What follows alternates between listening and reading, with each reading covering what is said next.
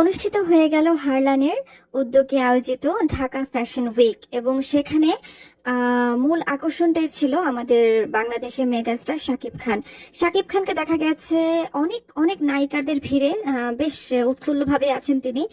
সাথে ছিল বিদ্যা সিনহা মিম, সাবিলা নূর, পূজা চেরি এবং অবশ্যই সাথে ছিলেন আরেকজন গায়ে পড়া স্বভাব, যার আর কেউ নয় বস্তামণি পরিমণি। তো তারা বেশ আনন্দের সাথেই উদযাপন করছিল ঢাকা ফ্যাশন উইক। সেই সাথে অসংখ্য মানুষের ভিড় দেখা গেছে, বিভিন্ন সেলিব্রিটি থেকে শুরু করে ব্র্যান্ড প্রমোটার সবাই সেখানে উপস্থিত ছিলেন। তবে আমার মধ্যে শুধু একটু খটকা লাগলো, আমাদের ডালিউড কুইন দেখা গেল না কদু বিশ্বাসকে কোনোভাবেই।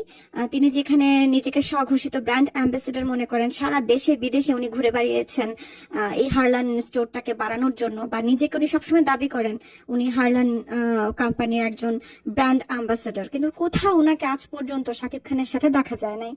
সেই সাথে আরেকটা চোখে লাগার মতো ঘটনা, যেখানে পরিমণি বিদ্যা সিনহা মিমকে সহ্যই করতে পারেন না, কিন্তু দেখা গেছে র্যাম্প শোতে যখন তারা হেঁটে আসছিলেন তখন পরিমণি একটা গায়ে পড়েই বিদ্যা সিনহা মিমের সাথে বেশ মাখামাখি অবস্থায় ছিলেন। এছাড়া পরিমণির গায়ে পড়া স্বভাব তো আছেই। দেখা যাচ্ছিল যে শাকিব খানকে উনি বারবার নিজের করে পেতে চাচ্ছিলেন, একেবারে অন দ্য ফ্লোর।